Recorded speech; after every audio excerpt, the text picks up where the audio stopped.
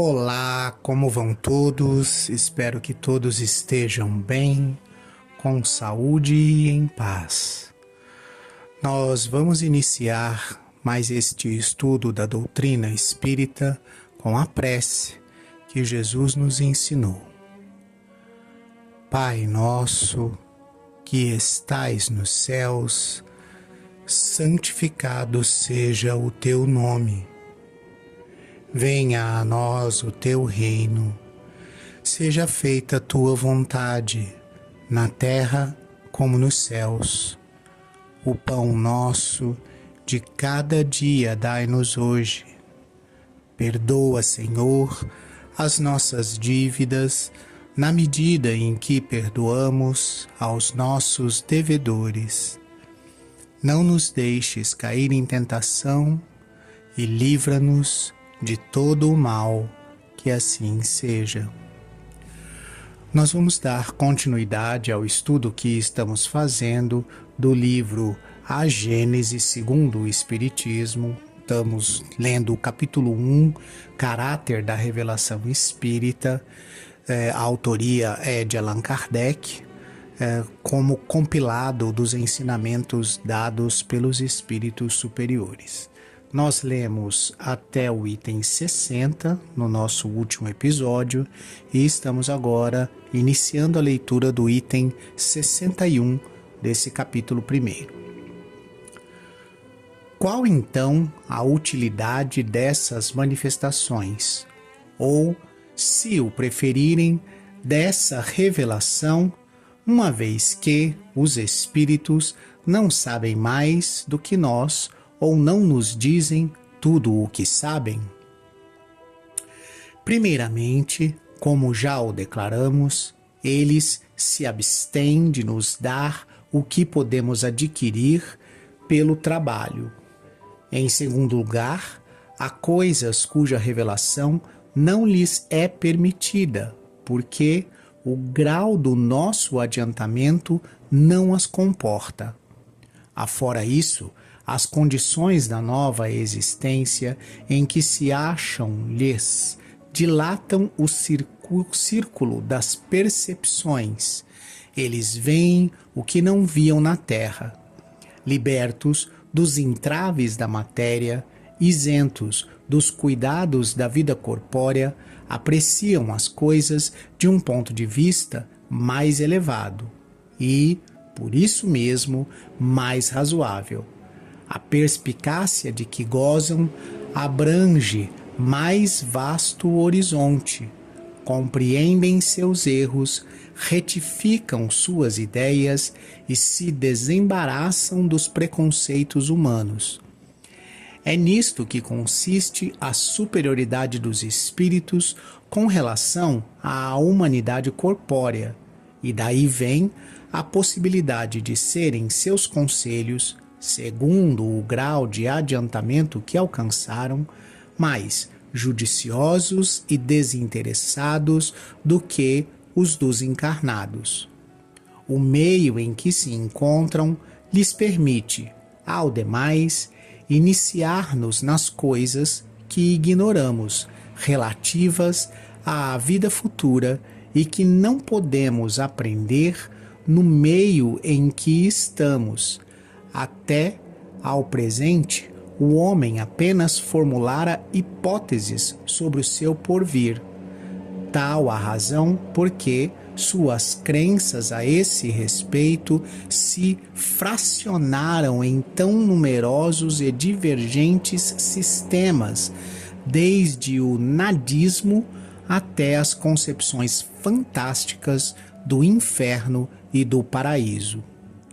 Hoje são as testemunhas oculares, os próprios atores da vida de além-túmulo, que nos veem dizer em que se tornaram, e só eles o podem fazer. Suas manifestações, conseguintemente, serviram para dar-nos a conhecer o mundo invisível que nos rodeia e do qual nem suspeitávamos. E só esse conhecimento seria de capital importância, supondo que nada mais pudessem os espíritos nos ensinar. Se fordes a um país que ainda não conheçais, recusareis as informações que vos dê o mais humilde campônio que encontrardes? Deixareis de interrogá-lo sobre o estado dos caminhos simplesmente por ele ser um camponês? Certamente não esperareis obter, por seu intermédio, esclarecimentos de grande alcance, mas de acordo com o que ele é na sua esfera. Poderá, sobre alguns pontos, informar-vos melhor do que um sábio que não conheça o país. Tirareis das suas indicações deduções que ele próprio não tiraria, sem que por isso deixe de ser um instrumento útil às vossas observações, embora apenas servisse para vos informar acerca dos costumes dos camponeses. Outro tanto se dá no que concerne às nossas relações com os espíritos, entre os quais o menos qualificado pode servir para nos ensinar alguma coisa. Então, o que a gente pode compreender desse primeiro item aqui lido, né? Quais as situações? Questiona-se por que, se os homens são os mesmos, se os espíritos são os mesmos, ou melhor, os espíritos desencarnados são os mesmos homens que estavam encarnados, consequentemente com o mesmo saber, com as mesmas, os mesmos conhecimentos que eles tinham enquanto encarnados. E, enquanto encarnados, eles não tinham todo o conhecimento pleno. Que tipo de esclarecimento ou que tipo de conhecimentos novos eles poderiam nos trazer pelo simples fato de estarem desencarnados? E aí vem esse comparativo no último parágrafo desse item com um país que a gente não conheça, né? Então, quando você chega em um país em que você não conhece nada a respeito do país, por exemplo, você quer informação sobre aonde se pega o ônibus, aonde se pega o metrô, aonde se pega a condução para ir de tal lugar a tal lugar, né? Você vai procurar saber de alguém que não mora na região, você vai procurar saber de alguém que não utiliza o transporte público, ou você vai parar num ponto de ônibus e perguntar para a primeira pessoa se ela tem esse conhecimento ou não. O simples bom senso te faz perguntar para quem está esperando o ônibus, e não para alguém, por exemplo, que está chegando de carro na padaria e que talvez nunca pegue ônibus. Do mesmo modo, você não avalia se aquela pessoa que está te dando aquela informação, ela é um gênio da inteligência humana, tem uma capacidade extremamente importante para toda a sociedade, ou se ela simplesmente está te trazendo uma informação útil naquele momento e para o fim que você estabeleceu, que no caso é perguntar sobre a linha de ônibus ou a linha do transporte público. Esse mesmo princípio, esse mesmo bom senso, a gente utiliza quando entrevista ou quando está a conversar com espíritos desencarnados. A gente não está vendo eles, a gente não sabe em que grau de adiantamento eles estão. O máximo que a gente consegue perceber é através da linguagem, da maneira como eles falam e da precisão das informações que eles dão, se eles são mais ou menos esclarecidos. Mas quem que pode te descrever melhor a dor de um sofrimento do que quem está sofrendo? Quem que pode descrever melhor para você a felicidade de uma bem-aventurança do que quem está vivendo ela? Então, perguntar como não significa aceitar a resposta como uma verdade absoluta, mas simplesmente como o recolhimento de fatos que vão construir a verdade absoluta, né? Então, na medida em que a gente tem contato com as verdades de cada espírito, o que a gente consegue fazer é estabelecer uma verdade relativa ao grau de conhecimento que a gente tem de cada entrevista e de cada informação que esses espíritos espíritos trouxeram. Então, entrevistar e ouvir a todos, tanto aqueles que são esclarecidos e têm uma linguagem mais educada e compassiva, quanto aqueles que, por menos esclarecidos, são mais revoltados e têm uma linguagem mais, vamos chamar assim, descortês, né? Todos eles trazem informações, porque quem está sofrendo sabe descrever a dor do sofrimento, sabe dizer por que está sofrendo, né? E a gente precisa capturar todas essas informações para construir esse escopo de verdade, né? Se alguém viesse até a Terra para conhecer todo o planeta e entrevistasse somente uma pessoa que está caminhando no deserto, não teria a real dimensão de como é o planeta. Se entrevistasse somente um pescador, desses que pescam em água doce, não teria a dimensão do planeta. Se entrevistasse apenas um morador da zona rural, né, bem isolado, ali só ele morando no sítio, não teria um perfil do planeta. Seria necessário entrevistar a todos em todas as regiões, ou pelo menos amostras de cada região, para que se tenha uma noção geral de como estão as coisas, né? São assim que são feitas as pesquisas de todos os matizes, né? É assim que é feito, por exemplo, as estatísticas, por exemplo, do IBGE e por aí vai. Então, nós, quando estamos estudando o plano espiritual, temos que ter esse mesmo critério científico, ouvir a todas as opiniões, capturar a todas as informações que vieram, sejam elas, vamos dizer assim, influenciadas por xingamentos e impropérios ou por palavras educadas e esclarecidas, mas se concentrar especificamente na informação e não no linguajar ao redor da informação, e analisar se aquela informação ela é coerente, porque existem mentiras toda recheada de palavras bonitas e bem educadas, e existem verdades também recheadas de palavras desequilibradas e mal educadas. E é esse bom senso que a gente precisa ter para conseguir ter uma boa ideia de como é o plano espiritual. Lembrando que a população desencarnada da Terra é bem maior do que a população encarnada, né?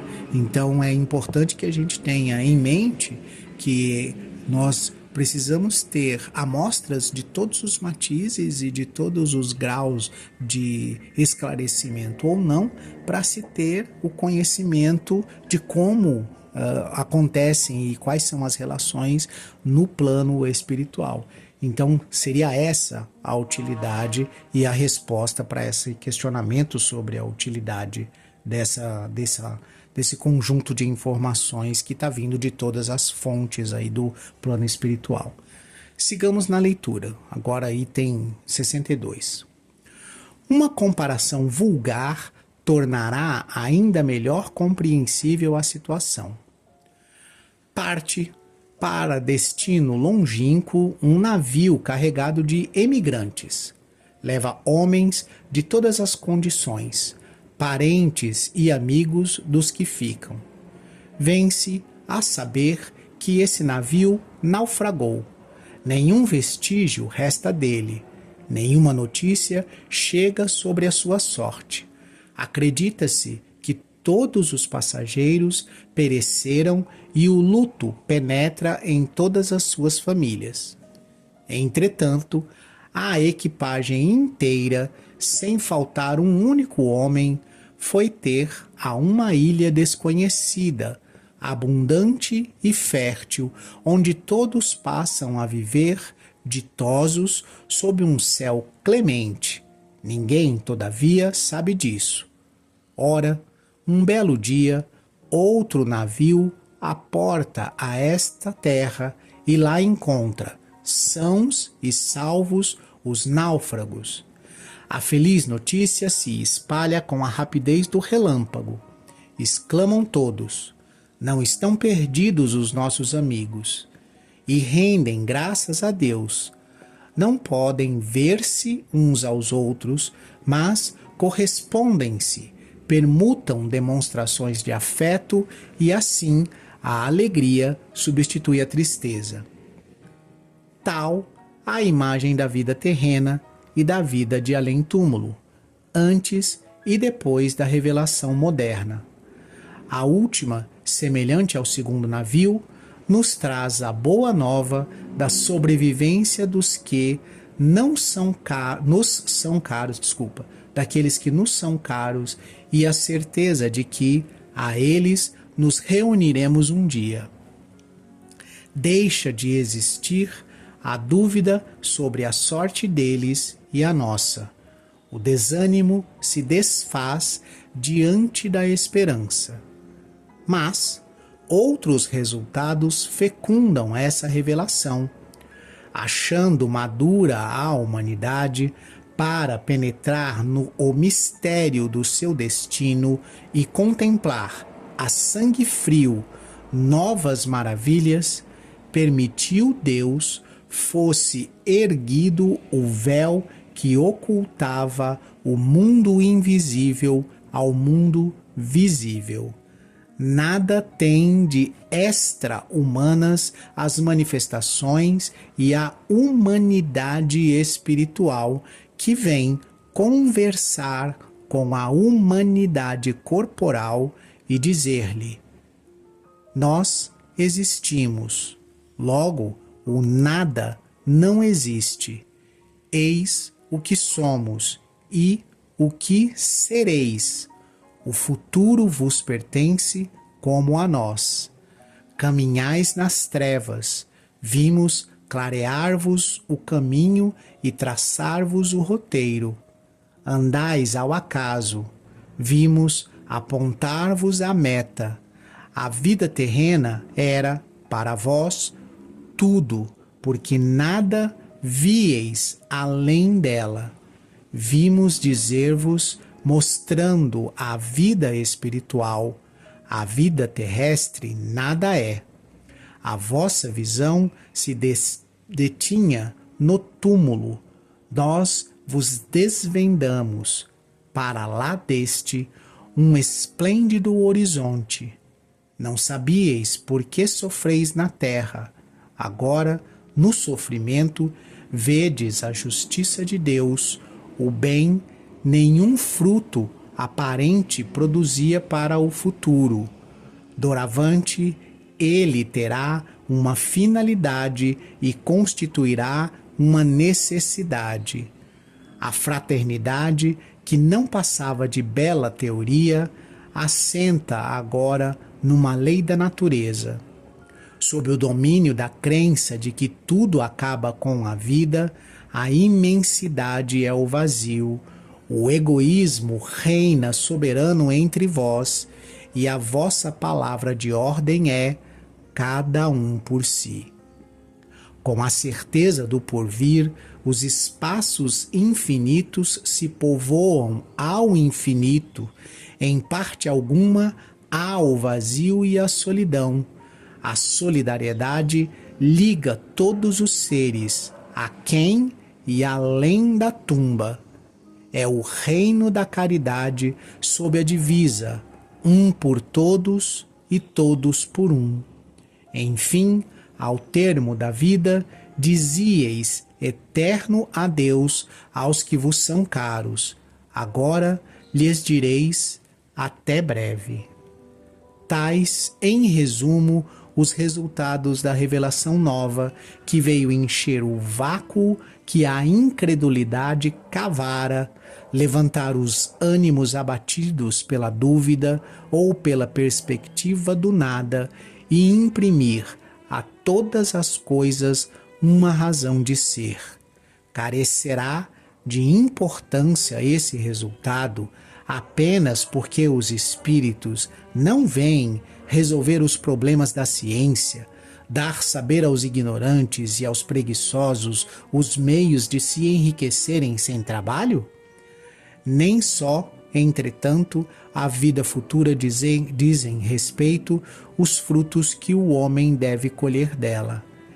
ele os saboreará na terra pela transformação que estas novas crenças hão de necessariamente operar no seu caráter, nos seus gostos, nas suas tendências e, por conseguinte, nos hábitos e nas relações sociais, pondo fim ao reino do egoísmo, do orgulho e da incredulidade. Elas preparam o reino do bem, que é o reino de Deus anunciado pelo Cristo. Então, o que a gente observa nesse texto lido agora, né? Que é longo, né? O item 62 é bem longo, mas ele mostra o quão importante é para nós essa revelação, a revelação do Espiritismo, a revelação da vida após a morte e de como vivemos após a morte. Tudo passa a ter sentido. Todas as injustiças do mundo, que são aparentemente injustas, nos parecem coerentes com a justiça divina. Todas as diferenças sociais e todas as dificuldades que enfrentamos, todas as nossas vicissitudes, as nossas provas, todas as dificuldades pelas quais passamos, passam a ter algum sentido. Aquilo que para nós era intangível, inalcançável, porque não teríamos tempo de desenvolver na nossa capacidade em apenas uma encarnação, passa a ter o infinito de encarnações como possibilidades para desenvolver. Então, aquela pessoa que sonha em, por exemplo, se desenvolver na música, mas não tem acesso nem a instrumentos, nem ao ensino, ela não se sente injustiçada por não ter esse acesso. Ela sabe que terá esse acesso em alguma encarnação futura e que essa tendência musical tem razões em algumas das encarnações do passado. Aquele que não tem todos os privilégios sociais deste ou daquele tão desejados por tantos, sabe que em uma outra encarnação ele pode vir a ter esses privilégios e pode vir a estar nessa situação, porque esta também é uma prova necessária a todos os espíritos.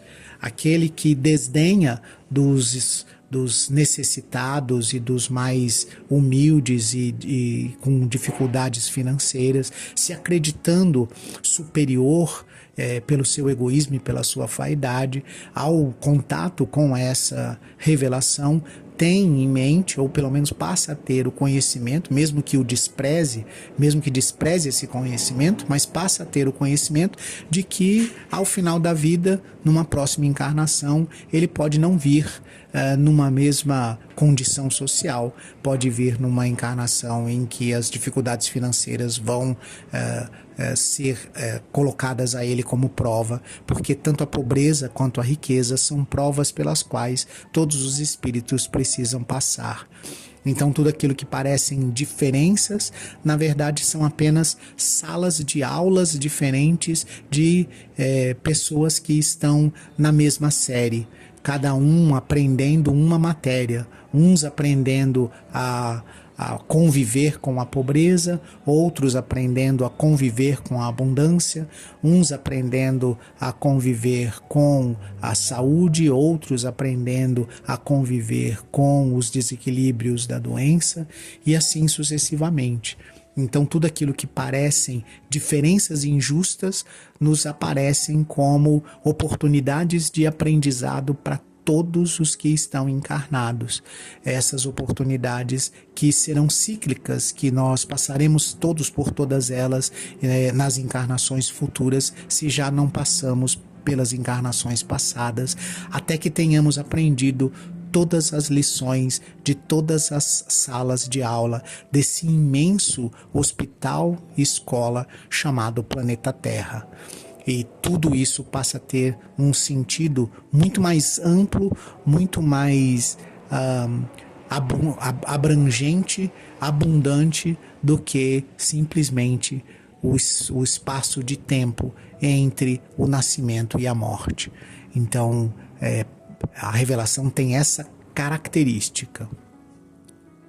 Nós vamos nos despedindo de vocês, o episódio está terminando com a prece que Jesus nos ensinou. Pai nosso, que estais nos céus, santificado seja o teu nome. Venha a nós o teu reino, seja feita a tua vontade, na terra como nos céus. O pão nosso de cada dia dai-nos hoje. Perdoa, Senhor, as nossas dívidas, na medida em que perdoamos aos nossos devedores. Não nos deixes cair em tentação e livra-nos de todo o mal. Que assim seja.